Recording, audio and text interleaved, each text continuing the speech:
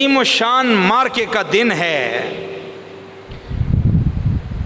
پوری دنیا نے دیکھا 7 ستمبر یہ وہ دن تھا جس دن پاکستان کے پارلیمنٹ نے اس ملک میں اپنے نبی کی عزت کے قانون کے لیے اور ختم نبوت کے دفاع کے لیے جب اسمبلی میں اراکین اسمبلی میں علماء نے اپنی آواز اٹھائی اور مولانا الشاہ احمد نورانی صدیقی رحمۃ اللہ علیہ اور مولانا عبدالستار خان نیازی رحمۃ اللہ علیہ اور مشائخ اہل سنت کی قربانیوں اور انتھک محنتوں سے 7 ستمبر کو پاکستان کے مسلمانوں نے وہ بھی دن دیکھا جس دن بھٹو نے یہ قانون پاس کیا تھا کہ حضور علیہ السلام کی ختم نبوت کے غدار قادیانی اس ملک میں اگر رہیں گے تو اقلیت کافر بن کر رہیں گے۔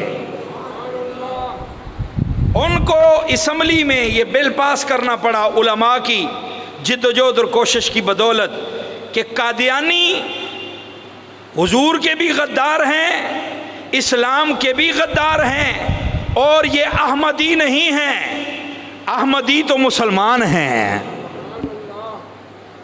احمد تو حضور کا نام ہے، محمد بھی میرے نبی کا نام ہے، احمد بھی ہمارے نبی کا نام ہے۔ یہ قادیانی دجال ہیں، کذاب ہیں، جھوٹے ہیں، دھوکے باز ہیں اور مسلمانوں کو دھوکہ دینا چاہتے ہیں کہ ہم احمدی ہیں۔ یہ تو چوڑے ہیں، یہ تو گٹر کے کیڑے ہیں، احمدی ہیں تو رسول اللہ کے غلام ہیں، اور یہ اقلیت کافر ہیں۔ یہ قانون پاکستان کی اسمبلی میں بنا اور پاس کیا گیا کہ آج کے بعد ان کو پاکستان کی سرزمین پر کھلے عام تبلیغ کی اجازت نہیں ہے، یہ مسجد نہیں بنا سکتے کیونکہ مسجد بنانا مسلمانوں کا کام ہے۔ یہ اپنی کوئی عبادت گاہ پاکستان کی سرزمین پر تعمیر کر سکتے نہیں۔ یہ قانون 7 ستمبر کو پاس ہوا، تو چونکہ یہ ستمبر کا مہینہ ہے اس حوالے سے آج کے جمعے کا خطبہ میں نے جو آیہ کریمہ سورہ احزاب سے پڑھی ہے، سورہ احزاب کی آیت نمبر 38 ہے، آیت نمبر 38 سپارہ 22واں ہے، اور اس میں اللہ نے اپنے محبوب علیہ السلام کے بارے میں فرمایا ما کان محمد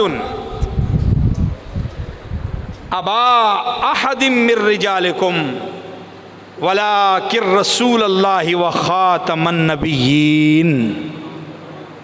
اونچی آواز سے کہہ دو سبحان اللہ۔ یہ ختم نبوت کے عقیدے کی سب سے مضبوط یہ آیا بینہ آپ کے سامنے قرآن کی نص ہے، اس کے ایک لفظ اور ایک حرف کا منکر بھی کافر ہے۔ پورے قرآن میں کسی ایک حرف ایک لفظ کا منکر دار اسلام سے خارج ہے۔ یہ تو آیت ہی پوری کی پوری ختم نبوت پر دلالت کرتی ہے۔ ما کان محمد ابا احد من رجالکم ولکن رسول اللہ وخاتم النبیین وکان اللہ بکل شیء علیما۔ اللہ تعالیٰ نے فرمایا اے محبوب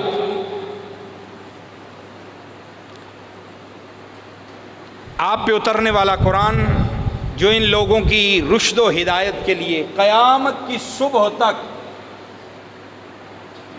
جب تک علم اٹھا نہیں لیا جائے گا، جب تک قرآن سے حروف اٹھا نہیں لیے جائیں گے اور توبہ کے دروازے بند نہیں ہو جائیں گے، اس وقت تک یہ قرآن امت مسلمہ کے لیے اور حضور علیہ الصلوۃ والسلام کی پوری امت کے لیے رہنمائی کا سرچشمہ ہے، ہدایت کا سرچشمہ ہے، نور ہے۔ تو فرمایا ان کو بتا دو ما کان محمد، محمد صلی اللہ علیہ وآلہ وسلم ابا احد من رجالکم، نہیں ہے محمد صلی اللہ علیہ وسلم تمہارے مردوں میں کسی کے باپ۔ محمد مردوں میں کسی کے باپ نہیں ہیں. ولیکن رسول اللہ، ہاں آپ اللہ کے رسول ہیں. وخاتم النبیین، اور سب نبیوں سے پچھلے ہیں. اعلیٰ حضرت تعظیم المرتبت نے یہ ترجمہ کیا، سب نبیوں سے پچھلے، سب نبیوں کے بعد آنے والے،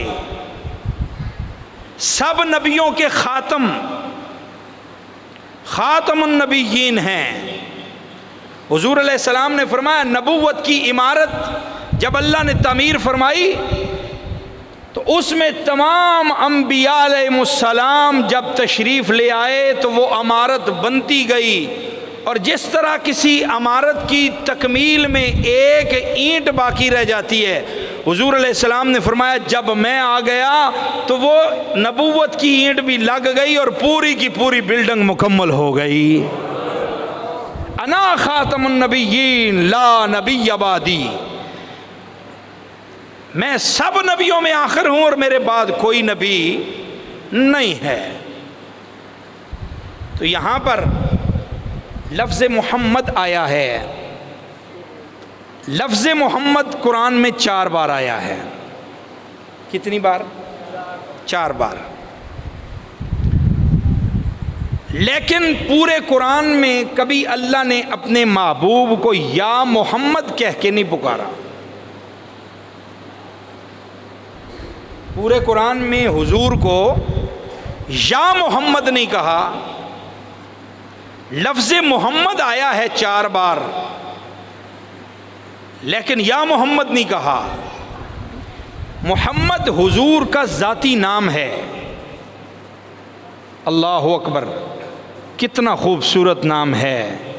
جب کوئی محمد کہے تو لب آپس میں 2 بار ملتے ہیں اور ہونٹ 2 بار ایک دوسرے کے بوسے لے لیتے ہیں.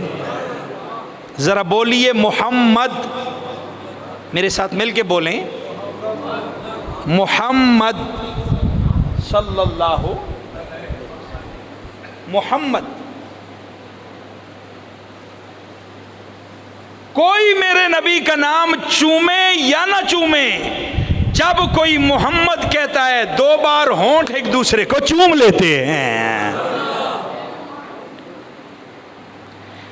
اور حضور کو یا محمد کیوں نہیں کہا؟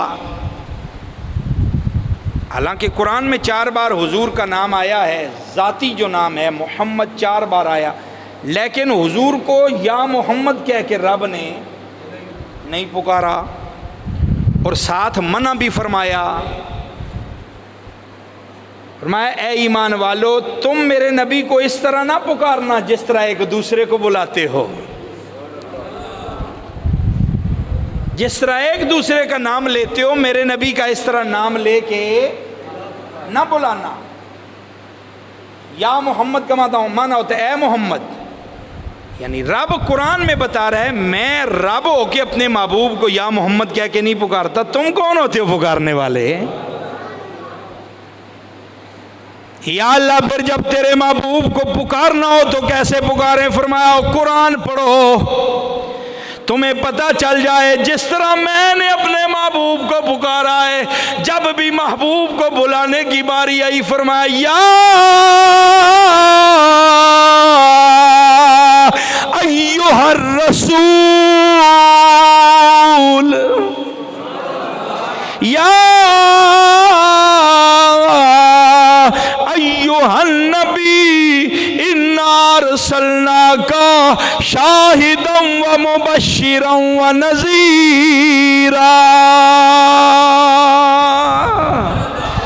کبھی فرمایا یا ایھا المزمل قم اللیل الا قلیلا.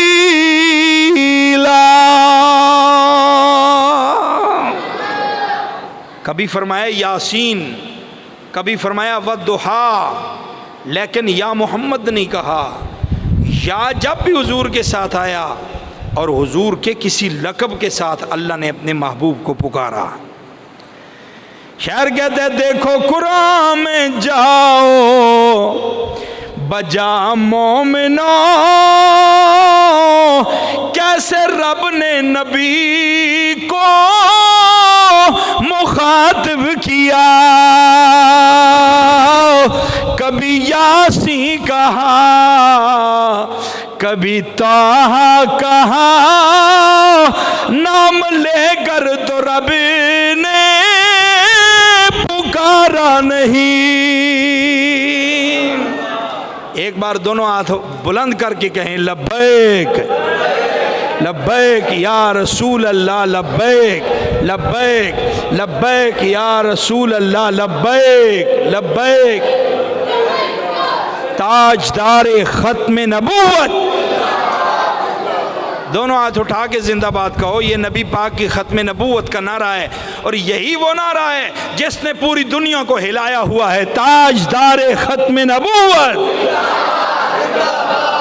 یہ نعرہ جب لگتا ہے تو بڑے بڑے باطل کے ایوانوں میں زلزلے آ جاتے ہیں، اور مرزائی کہتے ہیں ہم نے کروڑوں اربوں روپے خرچ کر دیے، یہ نعرہ اب بھی بند نہیں ہوا، تاجدار ختم نبوت۔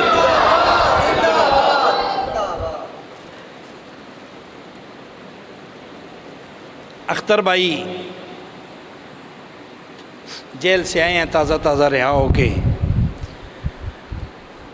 اللہ تعالیٰ ان کو بھی استقامت عطا فرمائے،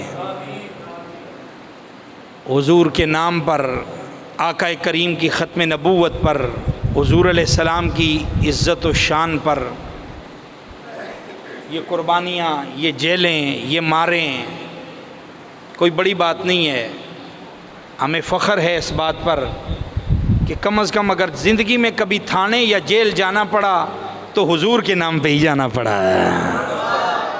سبحان اللہ اچھی نہ آخر تو انہوں بھی گرے پولیس صلی اللہ علیہ وسلم۔ ٹھیک ہے، خدا کسی فتنے سے محفوظ رکھے، کسی فتنے کی وجہ سے، کسی غلط کام کی وجہ سے بندہ جیل نہ جائے۔ رسول اللہ کے نام پہ تو ایک بار جیل جانا کیا، ہماری گردنیں بھی رسول اللہ کے لیے حاضر ہیں۔ اور میں ختم نبوت پہ اس جمعے کے بیان کے لیے مطالعہ کر رہا تھا تو ایک کتاب میں مجھے ایک واقعہ 1953 کا ملا۔ پاکستان بننے کے بعد جب سب سے پہلے ختم نبوت پہ ڈاکہ ہوا تو اس لاہور کی سرزمین میں 10,000 بندوں کو شہید کیا گیا۔ کوئی معمولی بات نہیں ہے، معمولی بات ہے نہیں۔ اب تو صرف 5-7 ہزار بندوں کو گرفتار کیا گیا ہے نا، 10,000 بندوں کو لاہور سے گرفتار کیا گیا ہوگا، 8,000 بندوں کو گرفتار کیا گیا ہوگا، لیکن اس وقت 10,000 بندوں کو گولیاں ماری گئیں لاہور کی سرزمین پر۔ یہ 1953 کی بات کر رہا ہوں، تاریخ کو اٹھا کے دیکھو۔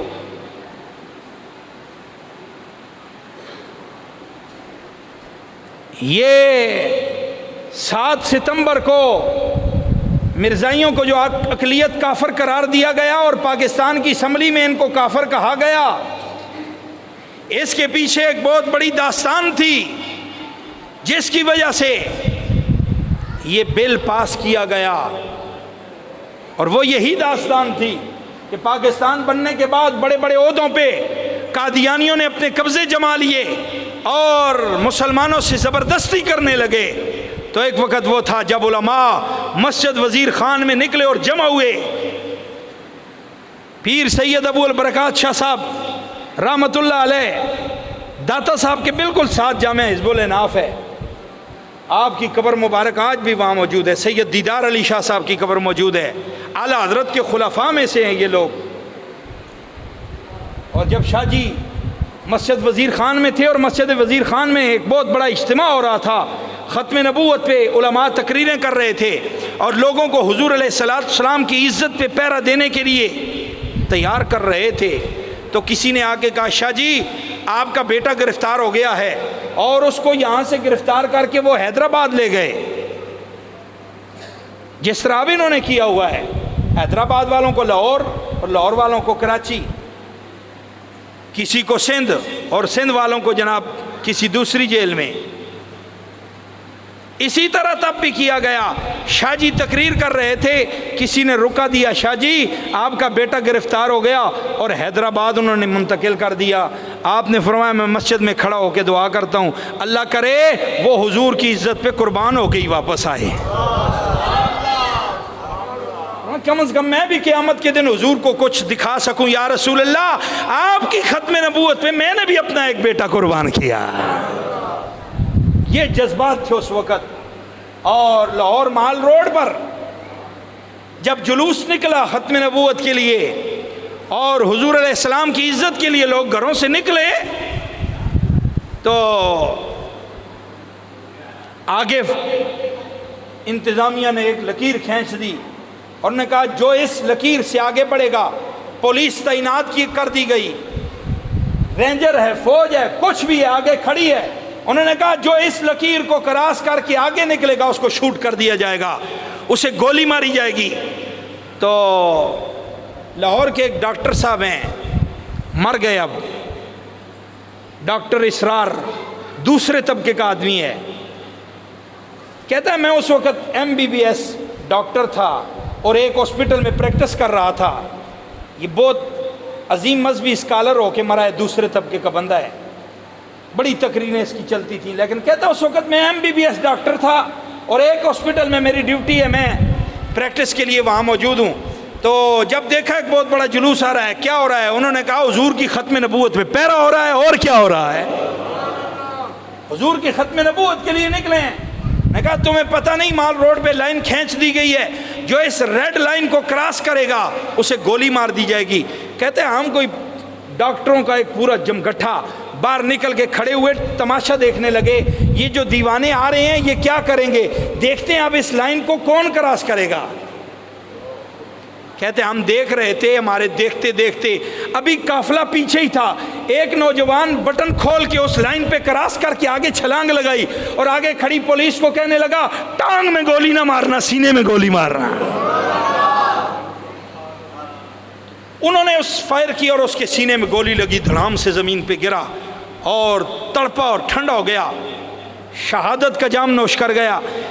کہتے ہم نے دیکھا کہ یہ دیوانہ کس طرح اپنی موت کو لبیک کہہ گیا، اور اب اس کی تڑپتی لاش کو اور اس کے بکھرے ہوئے خون کو دیکھ کر کون آگے بڑھے گا۔ کہتے ہیں ابھی اتنا توقف بھی نہیں ہوا تھا کہ ہم سوچتے کون آگے آئے گا، ایک نوجوان نے اور چھلانگ لگا دی، اسے گولی لگی، وہ زمین پہ گرا۔ تو کہتے ہیں اس کے بعد تو کچھ ہجوم تھا، بندے گننے میں نہیں آ رہے تھے کہ جتنے لوگ چھلانگے لگا رہے تھے اور گولیاں مارنے والے تڑ تڑ گولیوں کے فائر کر رہے تھے، اور وہ بھی ہماری پاکستانی پولیس تھی، ہمارے پاکستان کے لوگ تھے، اور یہ بھی پاکستان کے نہتے مسلمان تھے جن پہ گولیاں برس رہی تھیں۔ سینکڑوں نہیں ہزاروں لوگوں کی لاشوں کے ڈھیر لگ گئے، لوگ حضور کی ختم نبوت کا نعرہ لگاتے اور اس لائن سے چھلانگ لگا کے آگے آتے۔ کہتے ہیں سارا وقت ہم کھڑے ہو کے یہ حسین منظر دیکھتے رہے، لیکن جب آخر میں ہمیں معلوم ہوا کہ سب سے پہل جنہوں نے کی تھی، جو نوجوان یکے بعد دیگرے چھلانگ لگا کے آگے آئے تھے، وہ دونوں سگے بھائی تھے۔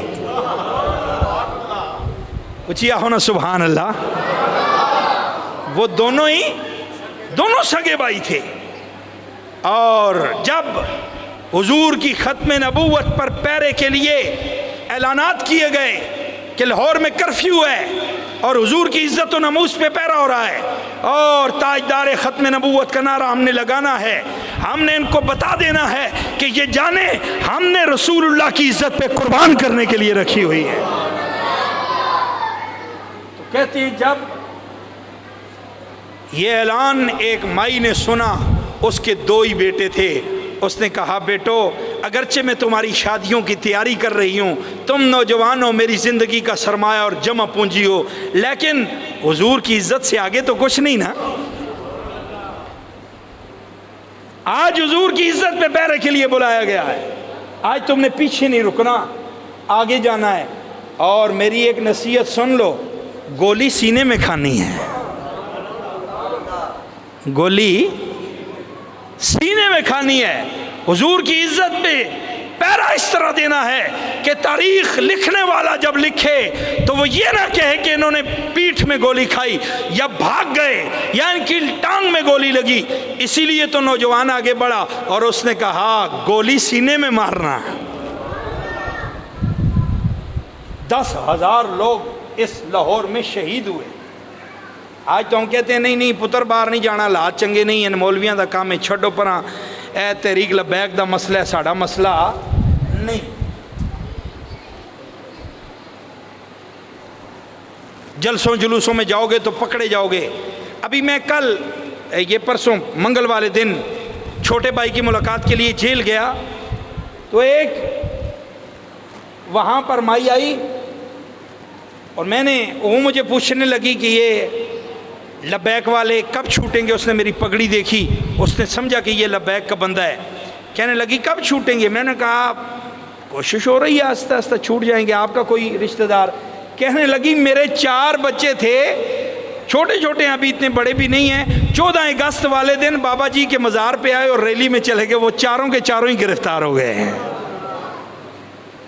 کہتی میں تو ان کو ملنے کے لیے آئی ہوں، ملاقات بھی نہیں کرنے دیتے. کہتے ہیں کہ ابھی تو ان کے 14 دن نہیں ہوئے، ملاقات اب نہیں ہو سکتی، ابھی تو وہ نظر بندی میں ہیں. تو میں نے کہا اماں کوئی ضرورت نہیں گھبرانے. کہتی ہے بیٹا گھبرانے کی تو ہمیں کوئی ضرورت نہیں ہے، ہم تو نبی پاک کے نام پہ سب کچھ قربان کرنے کے لیے تیار ہیں. لیکن اس کی آنکھوں میں آنسو تھے. وہ بی بی کہنے لگی کہ کیا اس پاکستان میں پاکستان زندہ باد کا نعرہ مارنا بھی گناہ ہے؟ کہ 14 اگست والے دن 200 سے زیادہ بندے لاہور سے انہوں نے گرفتار کیے. ان کا جرم کیا تھا کہ وہ 14 اگست والے دن نکلے اس لیے کہ لوگوں کو بتائیں کہ یہ پاکستان ہمارے بزرگوں نے قربانیاں دے کے بنایا ہے. یہ پاکستان رسول اللہ کی عزت اور ناموس کے لیے بنا ہے. اس پاکستان کی بنیادوں میں لاکھوں مسلمانوں کی قربانیوں کا خون ہے. 18 لاکھ مسلمان اس لیے اس پاکستان کے لیے قربانیاں دے کے آئیں. 70,000 بچیوں نے، عورتوں نے اور ماؤں نے اپنی عزتوں کی قربانیاں دیں اس پاکستان کے لیے تاکہ اس کا مقصد پورا ہو جائے. پاکستان کا مقصد کیا؟ لا الہ الا، تاکہ ہم اپنے رسول کے کلمے کو بلند کر سکیں، ہم حضور کی عزت کا دفاع کر سکیں، ہم اعلاء کلمۃ الحق کر سکیں. تو کیا 14 اگست والے دن پاکستان زندہ باد کا نعرہ لگانا بھی اب گناہ ہو گیا؟